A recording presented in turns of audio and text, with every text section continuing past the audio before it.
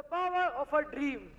Good afternoon, ladies and gentlemen, dignitaries, invited guests, teachers, and my dearest students. Today is a special and memorable occasion, one that we will remember in the years to come.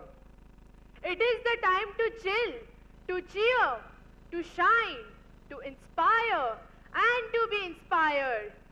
May the excitement of today enthuse you. May its enchantment surround you. And may the fellowship that we share create happy memories and smiling magical moments. May the magical moments be many and memorable. We keep moving forward, opening new doors and doing new things because curious and curiosity keeps leading us down the path. We, Delhi Public School Tapi, with much pride and honor, presents its 9th School Annual Function Day. We express an awesome ambience in the presence of all gathered here. The flame of the lamp is a symbol of auspiciousness, prosperity, and abundance. Light brings knowledge and dispels the darkness of ignorance, bringing clarity and wholeness of vision. Every endeavor at DPS Tapi begins with our Vidya Deepam. Following DPS Tapi tradition, I would like to invite grandparents of Vishwa Mehta of class Prep A to light the Vidya Deepam on this auspicious occasion.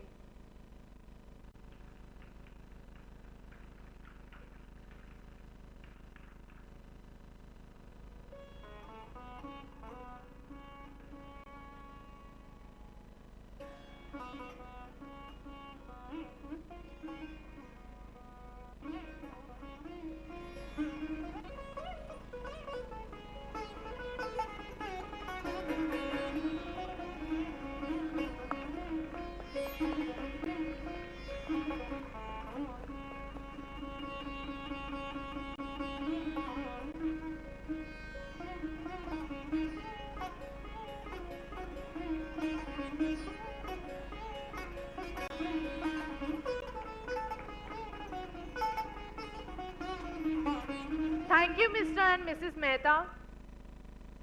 Our principal, Dr. Sanjukta Shivakumar, is a person with a great vision. As a pioneer to this institution, her personal care, love, and concern have nurtured this school to reach to its greater heights. So now, I request our principal ma'am to enthuse us with few motivational words.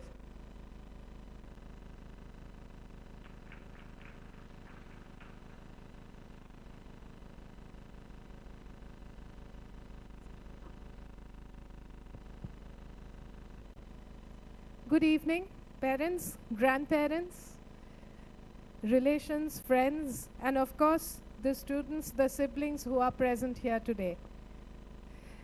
Every year, for 8 years today, this is the 9th year, as I sit there, I enjoy a private joke that I will now share with you. Every time a show is put on, I have parents seated here very eagerly anticipating their children. I have students and teachers behind the wings with teachers peeping out. You know, they are on duty, but they come, they peep out. They want to see their children. That leaves me, and I am sitting here very proud of my children. So you see, that saying is very true. It takes a village to bring up a child. They are not just the children of any one set of parents. They are the grandchildren's parents, they are the teachers' parents, they are the grandparents' children, they are the children of their parents, they are the children of their teachers, they are the children of the entire community, and we are all very proud of them. It's a shared feeling that we have, and we today are the village that is responsible for the upbringing of these children into responsible, contributing citizens. Now, as a principal, I don't speak much to parents. There are very few times in the year that you're going to hear me. So whatever I have to say, I normally pack into these occasions. Recent news over the past few months about safety of children in schools has been very disturbing, has it not? Yes, it has been disturbing. Now, I can say that in our school there is nothing to worry. We are all good people, aren't we? You are, we are, as far as we know, we are all good people. We are safe people. But let's not forget, every human being has got a negative side. And this negative side comes out when we are provoked, when we are under pressure, when we are stressed out. How do we react? And our children are constantly watching us. Our children are constantly picking up from us. And as some of you parents know, they are in danger from each other. Because though we don't impose any physical punishment on our children, and as time progresses, I know that parents tell me that we don't physically punish our children. We don't humiliate our children. True. But children don't have these constraints. They are very cruel to each other. They hurt each other. To put on a function, a show over here, you do not know the amount of control, self-control and discipline and counseling and teamwork that goes into making these small children work together as a team and bring out their best. Do you know why I look forward to these shows? Everybody enjoys a spectacle, but why I like these shows is this is where we find that our children are at their best.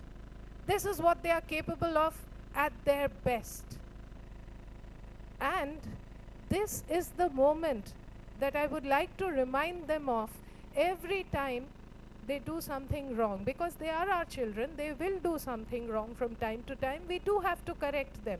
And what is the best way of correcting them? I feel one of the best ways of changing them is by reminding them of their good moments, their successful moments, when they have contributed positively and put forward their best side. Do you agree with me? Yes. So these events are very important in a child's life. That is why I insist that parents should prioritize school functions, because children learn to be part of the team, learn to share, learn to tolerate, learn to put up with differences. You know, they learn what real life is like. We know as adults that compromise, adjustment, tolerance, these are all necessary life skills. And our children don't learn these skills by just sitting at their table in their designated place watching the teacher.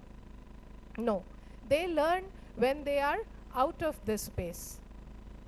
So according to me, it is not the security cameras that is going to make our children safe. It is how we interact with them and how much time we spend with them that's going to make them safe. Because when all these disturbing news started coming one after the other, I, as the principal, was very worried that what about our school? How safe is our school? You know, and for 1 week or so, I found myself totally bogged down with list after list of disasters, possible management plans. Some of the measures are absolutely impossible.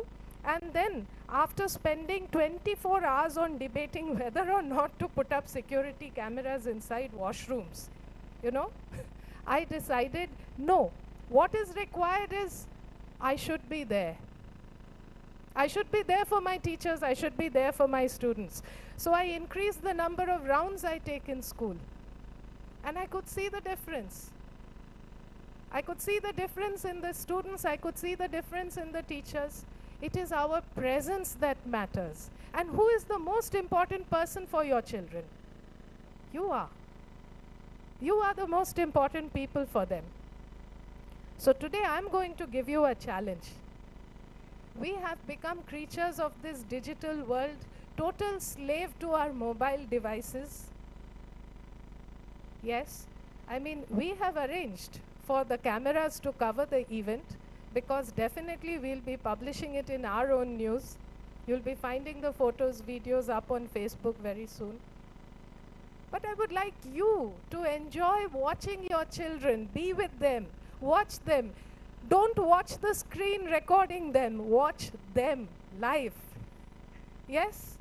Why are you recording them? You are here, watch them, your eyes direct, your children on the stage.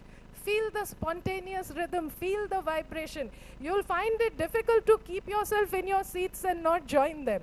I guarantee that.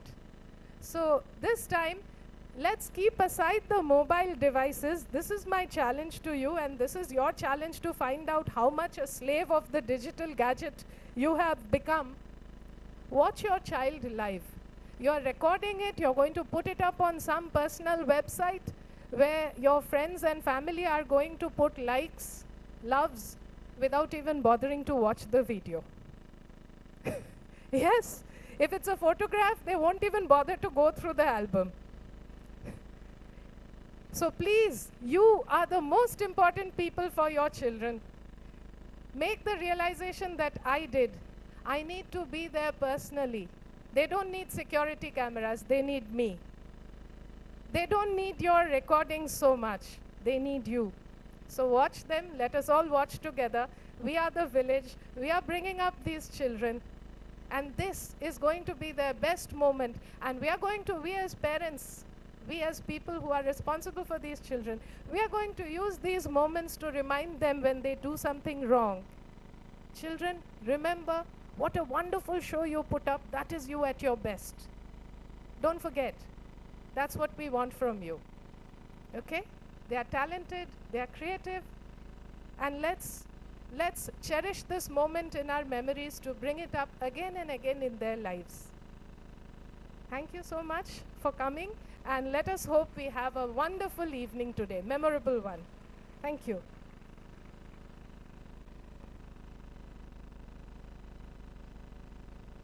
Thank you, ma'am. Your words mean a lot for us. William Shakespeare was an English poet, playwright, and actor, widely regarded as the greatest writer in the English language and the world's preeminent dramatist. So here's presenting King Lear by William Shakespeare.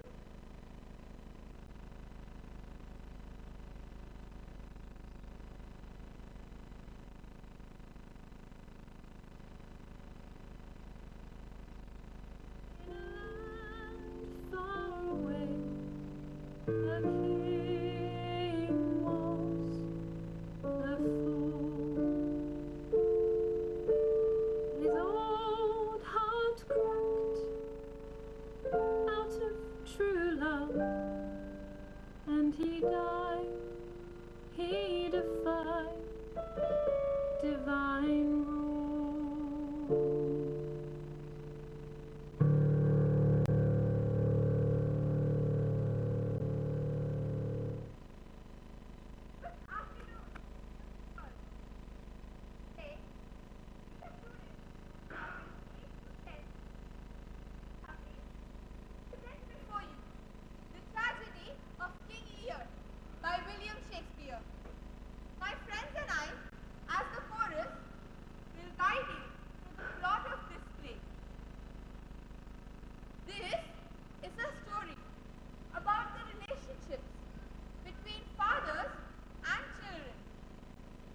King Lear of England has 3 daughters. The eldest is Goneril, married to the Duke of Albany. The second daughter is Regan, married to the Duke of Cornwall. King Lear's favorite and youngest daughter is Cordelia, who is unmarried when the play begins. The King of France and Duke of Burgundy are both present at the English court to seek Cordelia's hand in marriage. But first, Lear decides this. Which one among his 3 daughters loves him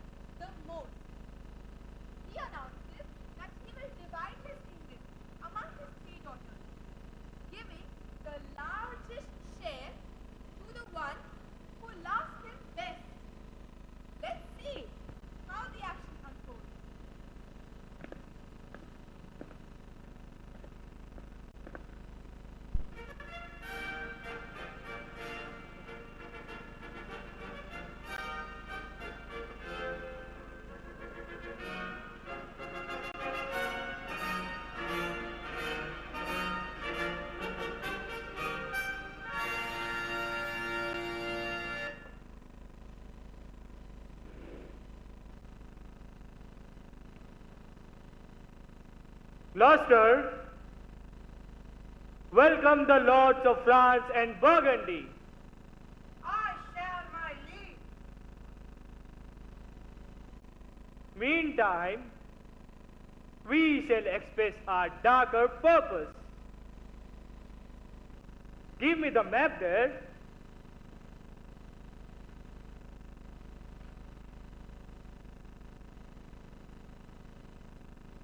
Know that we have divided in three our kingdom, and it is our intent to shake all cares and business from our age,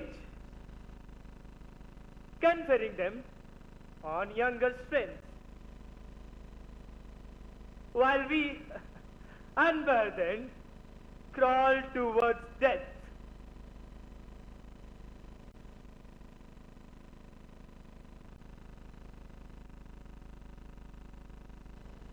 Tell me, my daughters,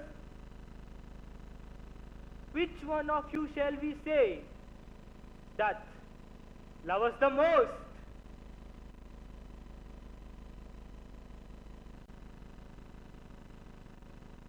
Goneril, our eldest born, speak first.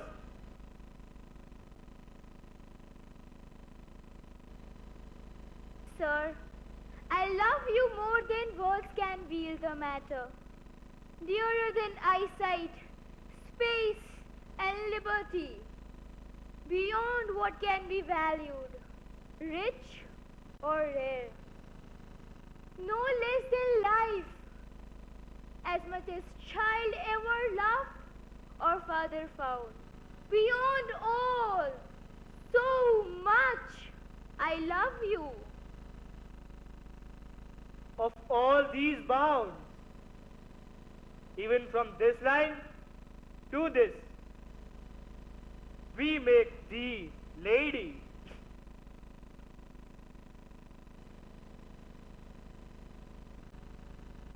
What says our second daughter, dearest Regan, wife to Cornwall? Speak.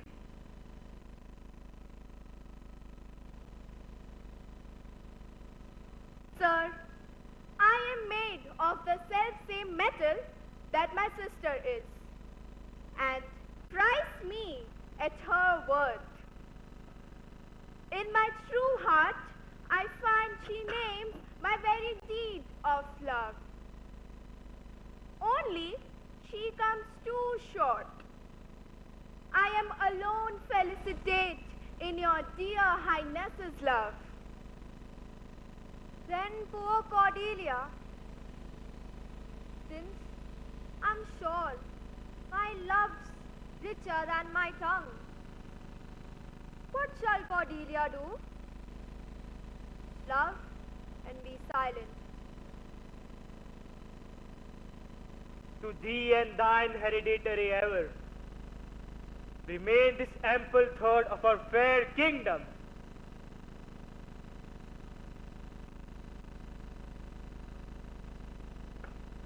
Now, our joy, although the last but not least, what can you say to draw a third more opulent than your sisters? Speak. Nothing, my lord. Nothing? Nothing. Nothing will come of nothing. Speak again. Unhappy that I am. I cannot heave my heart into my mouth. I love your majesty according to my bond. No more, no less. How? How, Cordelia? Mend your speech a little, lest it may mar your fortunes. Good my lord, you have begot me, bred me, loved me.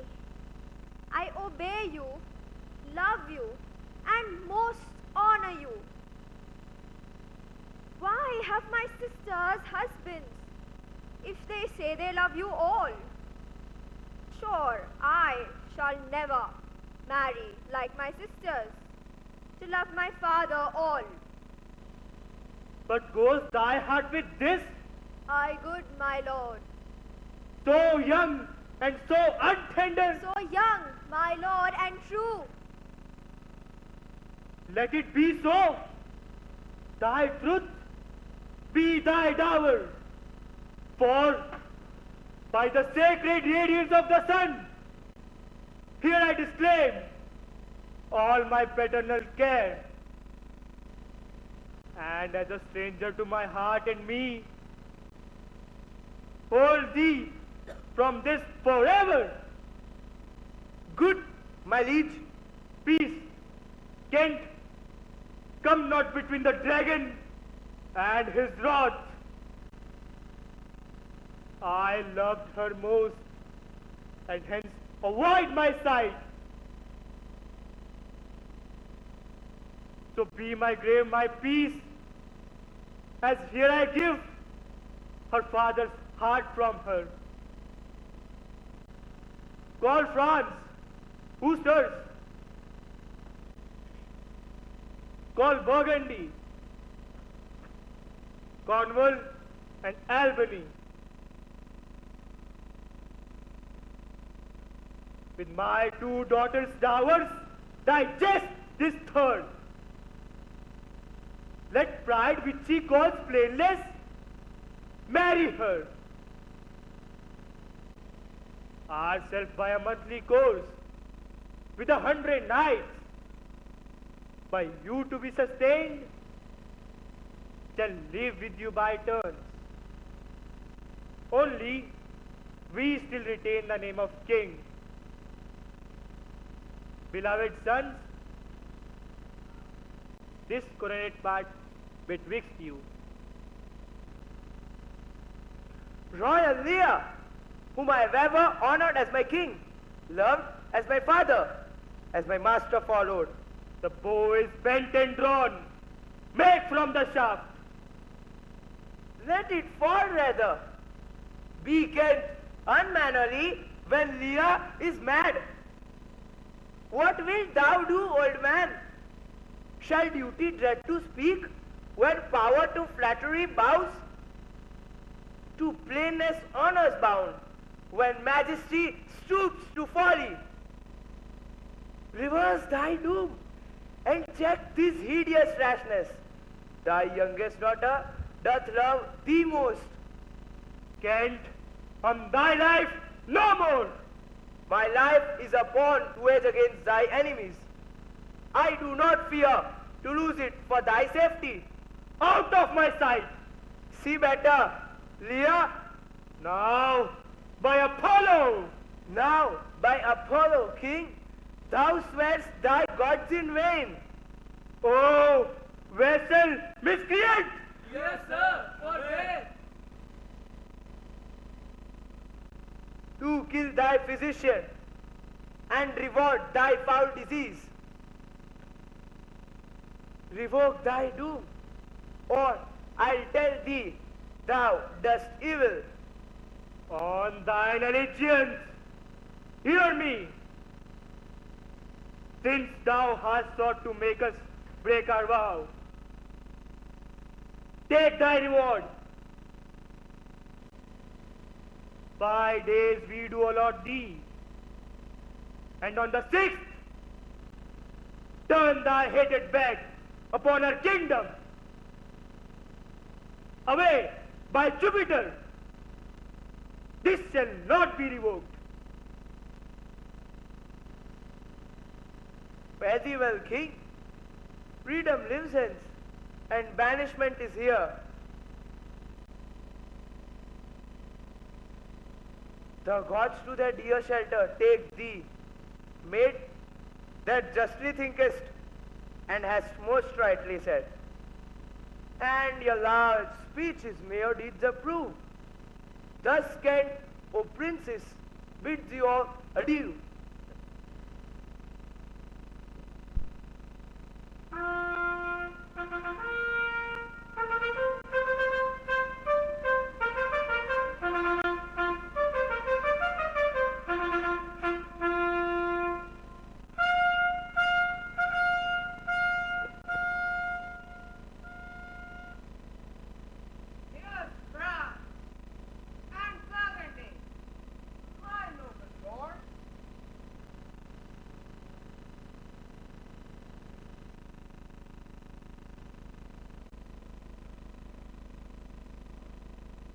my lord of Burgundy, what in the least will you require in dower with her?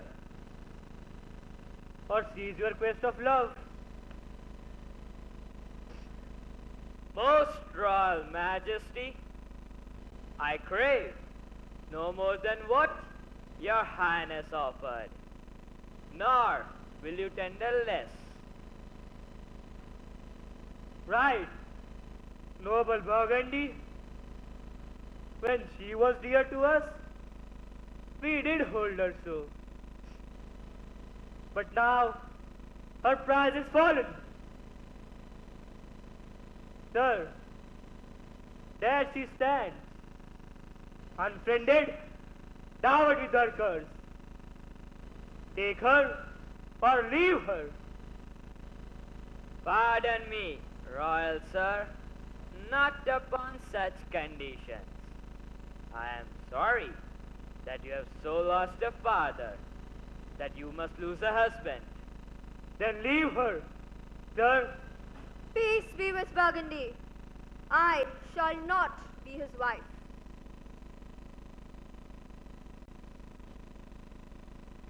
For you, great king,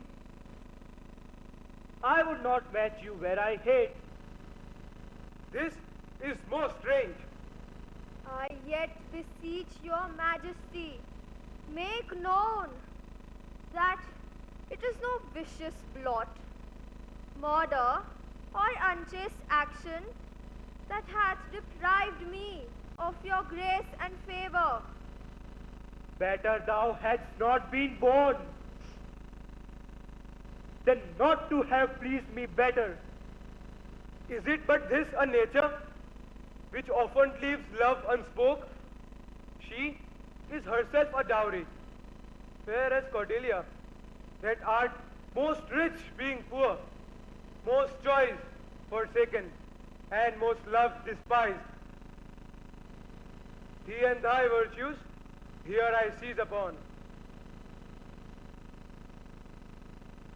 Be it lawful, I take up what's cast away. Thy dowerless daughter, king, thrown to my chance, is queen of us, ours, and of fair France. With them farewell, Cordelia.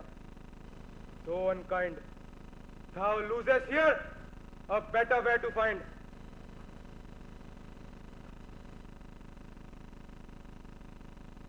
Thou hast her, France, let her be thine. For we have no such daughter, nor shall ever see that face of hers again. Therefore be gone. Without our grace, our love, our benison,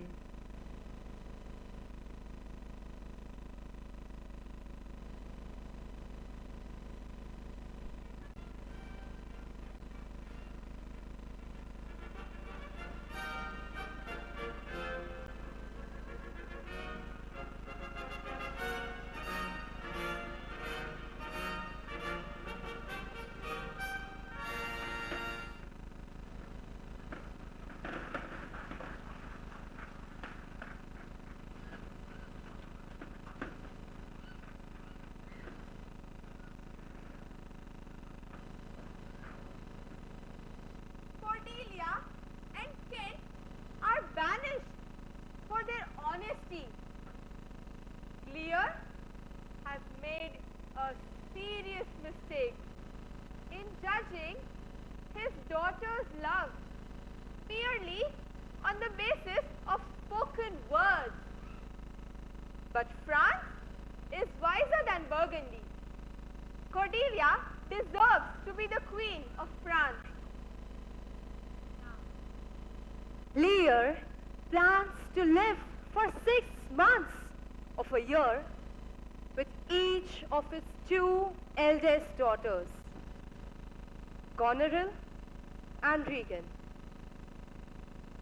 But will his plan work? Does a king without his kingdom has the power to command obedience?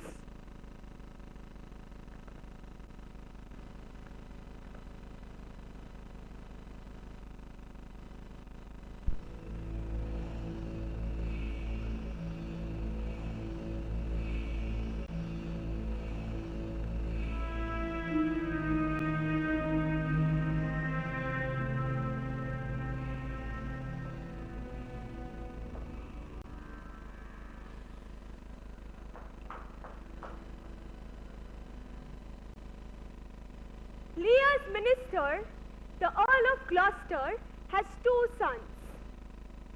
Edgar, his legitimate older son, is King Lear's godson. A noble-hearted and unsuspicious youth, much loved by everyone. Edmund is the illegitimate but ambitious younger son of Gloucester.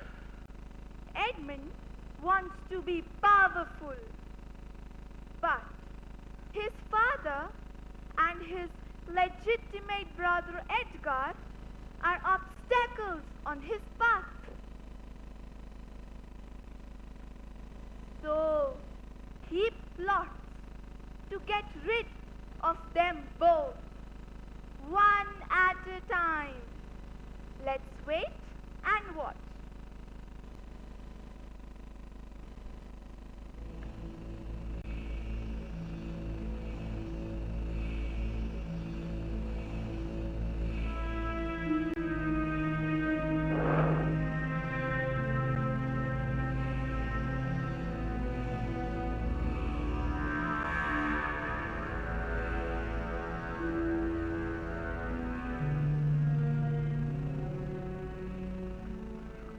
Gloucester's bastard son am I, while brother Edgar is father's legitimate heir. Why bastard? Wherefore base? When my mind and shape are like legitimate issue, why brand they us with baseness, bastardy, base, base? Well then, legitimate Edgar, I must have your land. Fine word. Legitimate. Well, my legitimate, if this letter and my invention thrive, Edmund the Base shall top the legitimate. I grow. I prosper. Now, God, stand up for bastards.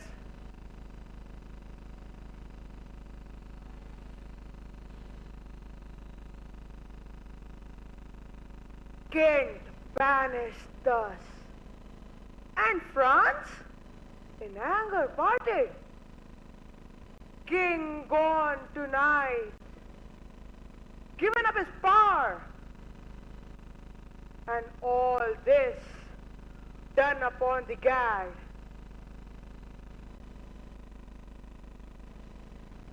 Edmund, what news? So please, my lordship, none. I know no news, my lord.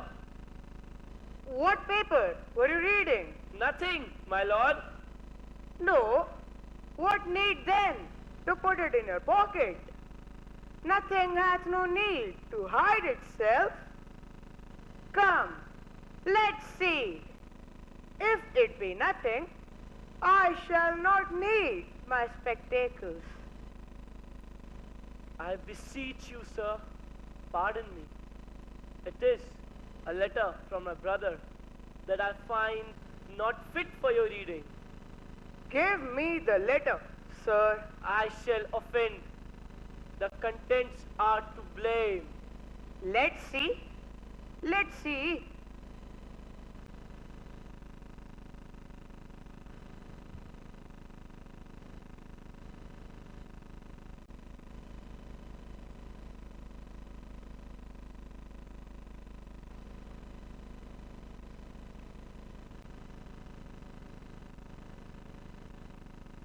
This respect for aged fathers keeps our fortunes from us till our old age. It is bondage, the oppression of aged tyranny. Come to me, that would sleep till I waked him. You should have half of his fortunes forever. Your beloved brother Edgar, sleep till I waked him? You should have half of his fortunes. Conspiracy! My son Edgar, had he a heart and brain and a hand to write this? When came this to you? Who brought it? I found it thrown at the window. You know the writing to be your brother's? I do swear, but I wish it were not. It is his. It is his hand, my lord. I have heard him oft say that grown sons should inherit their aged father's fortunes. Oh, Willen Edgar, a natural Brutus' son. Go, Sarah, arrest him. Abominable Willen, where is he? I do not know, my lord. Edgar cannot be such a monster to his father, who so tenderly and entirely loves him. Heaven and earth, Edmund, seek him out. And the noble and true-hearted Kent, banished for his honesty. 'Tis strange. Find out this villain, Edmund. I will seek him, sir.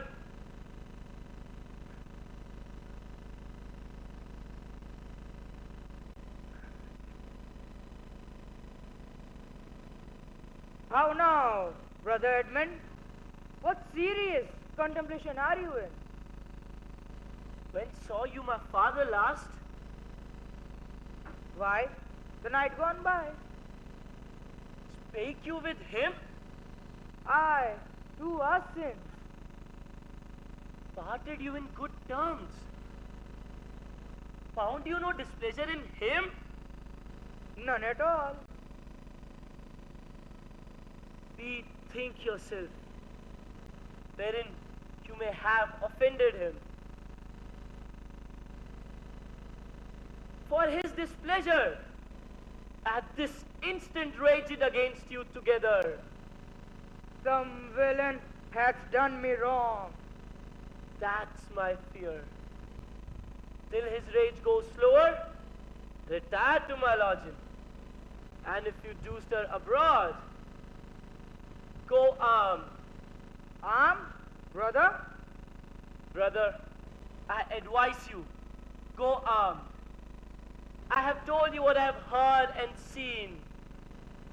Pray you, away. Shall I hear from you, Annan? I do serve you in this business.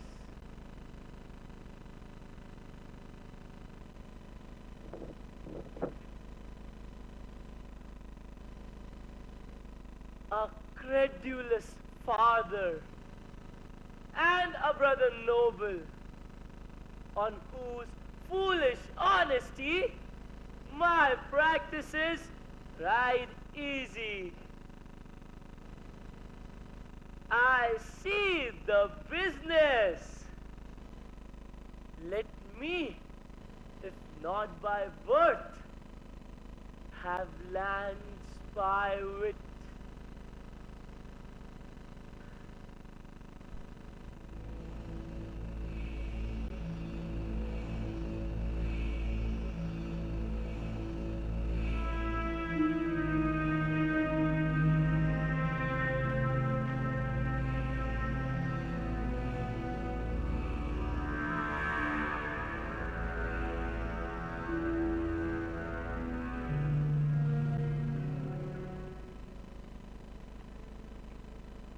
So the plot thickens.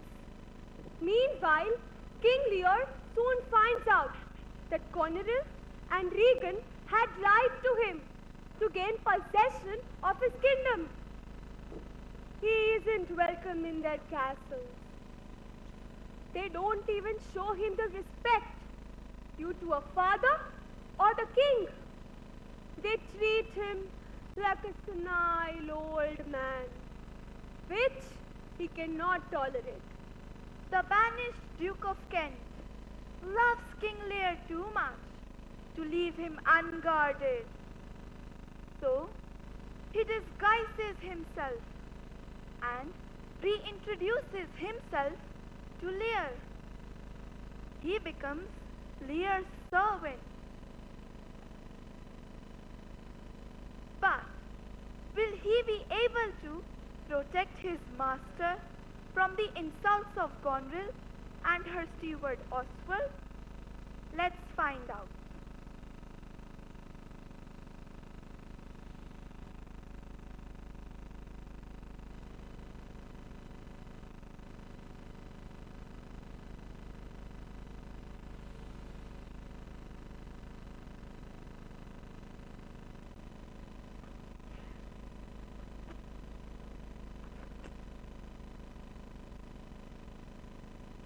My father wrongs me by day and night. I'll not endure it. His knights grow riotous, and he himself upbraids us on every trifle. When he returns from hunting, I will not speak with him. Say, I'm sick. He is coming, madam. I hear him. Put on what negligence you please, you and your fellows in your service, and let his knights have cold looks from you. Idle old man. Now, by my life, old fools are babes again. Remember what I tell you. Well, madam.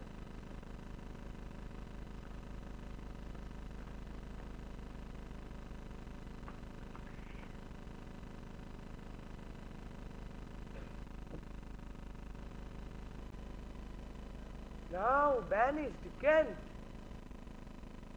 if thou canst serve where thou dost stand condemned, thy beloved master shall find thee full of labors.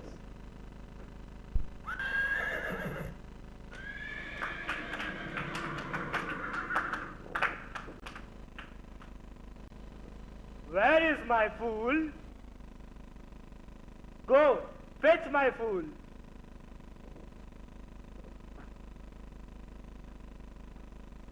How now? Who art thou? A very honest-hearted fellow, and as poor as the king. Then thou art poor enough? What wouldst thou? Service. Who wouldst thou serve? You, Why? thou hast authority. Follow me. Thou shalt serve me. Fool, oh fool, where is my fool? You, Sira, where is my fool? So please you. Call the cloth ball back. But where is my fool? I have not seen him these 2 days. Since my young lady is going into France, sir, the fool hath much pined away. No more of that. Go you, call hither my fool.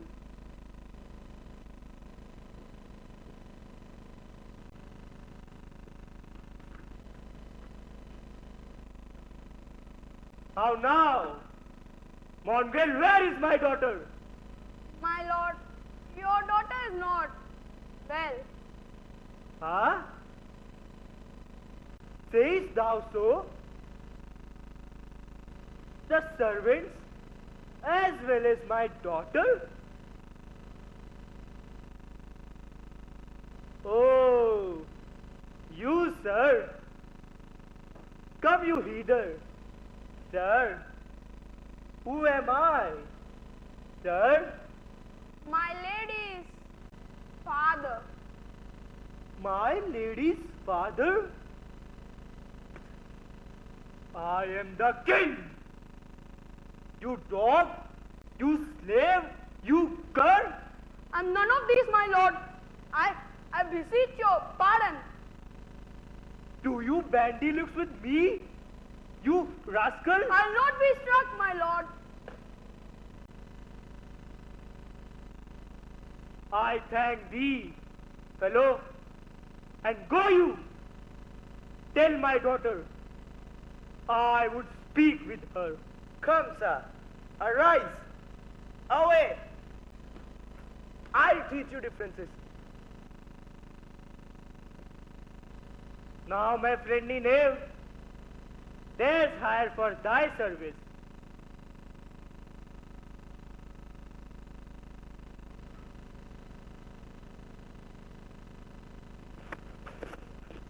How now, my pretty knave? How dost thou? Can you make use of nothing, uncle? Why? No, boy. Nothing can be made out of nothing.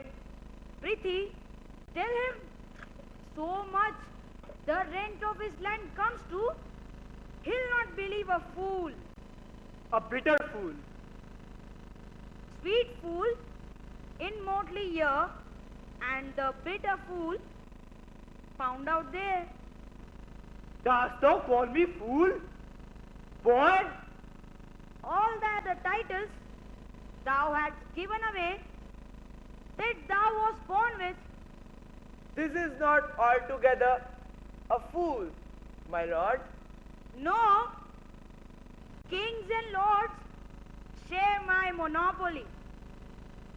Thou hast little wit in thy bald crown. When thou gavest the golden crown away, thy madest thy daughters, thy mothers. Then they for a sudden joy did weep, and I for sorrow sung, that such a king should play bo peep and go the fools among.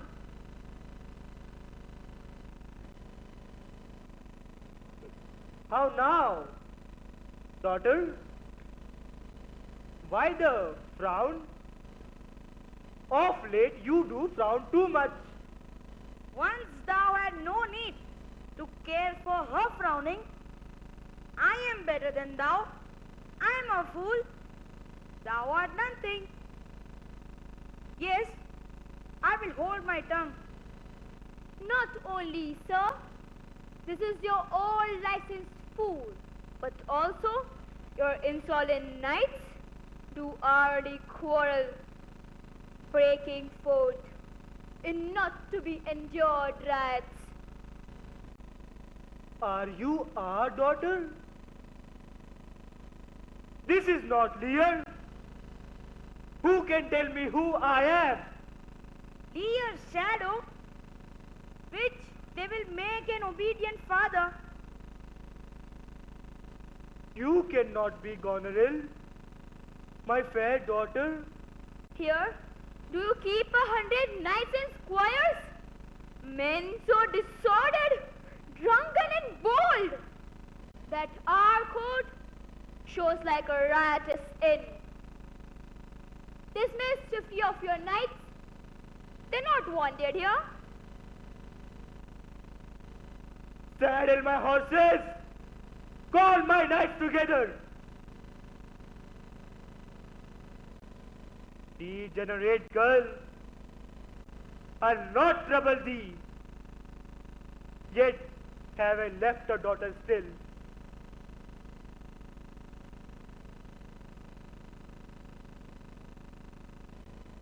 Ingratitude, thou marble-hearted fiend, more hideous when thou showest thee in the child than the sea monster.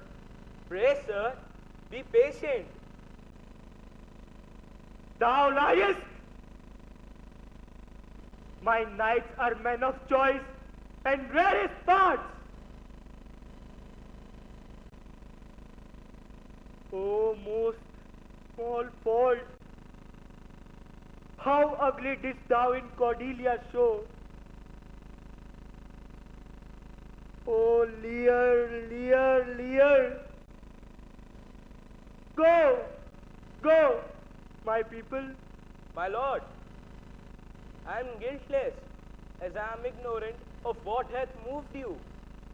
A father's curse upon thee! How sharper than a serpent's tooth it is to have a thankless child. Away! Away! Now, by the gods, whereof comes this? Let the old fool go. I cannot be so partial, Goneril, to the great love I bear you. Pray you, content. What? Oswald? Who? This politic and safe to let him keep 100 knights? Yes, that he may hold our lives in mercy with their powers. Oswald, I say! Well, you may fear too far. Safer than trust too far. I have rid my sister. She'll not sustain him and his 100 knights. Oswald! Yes, madam. Take my letter to my sister. Away to horse. Get you gone and hasten your return. No, no, my lord.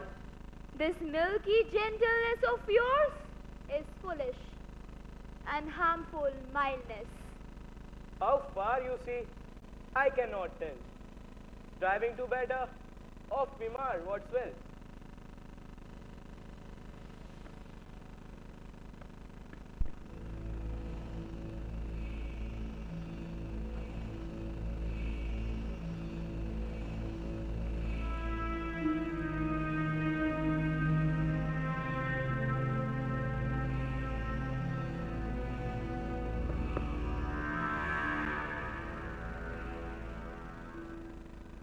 Too late. Lear realizes that he was unjust to Cordelia. Poor king. But Lear isn't the only misguided father. See Edmund plotting against Edgar in the Earl of Gloucester's castle.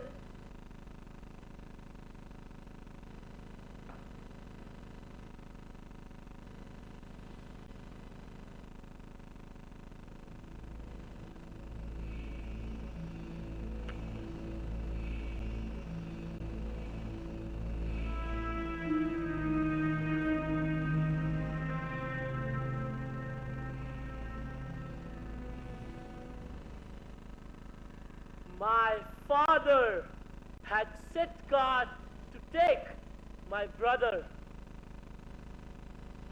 and I must act.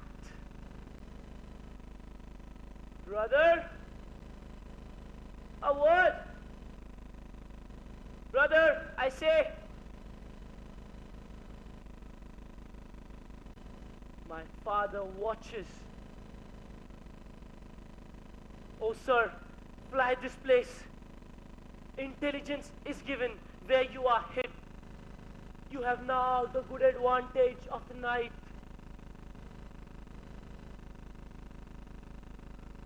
Oh, I hear my father coming.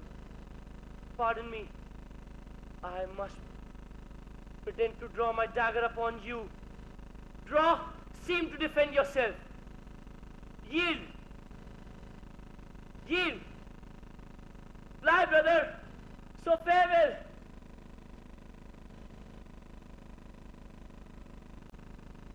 Light? How light? Torches? Torches? Father? Father?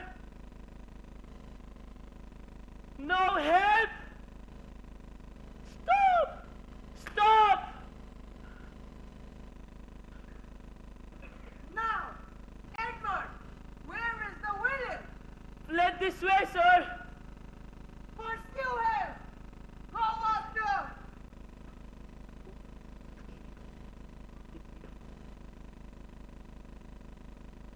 Let him fly, son! The murderous coward shall be found and caught!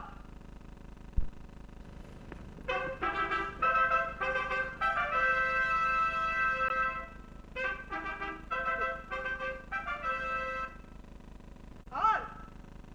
The Duke of Cornwall's trumpet!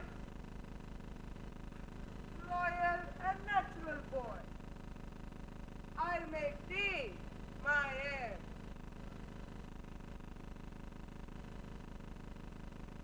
Your wishes are right. Welcome. How now, my noble friend? I heard strange news. What? Did my father's godson Edgar seek your life? If it be true, all vengeance shall pursue the offender. How dost, my lord? Oh, madam, my old heart is cracked. It's cracked. Was he not companion with my father's knights? Yes, madam, he was. No marvel then that he is ill affected. I have in this letter from my sister been well informed of them, that if they come to my house,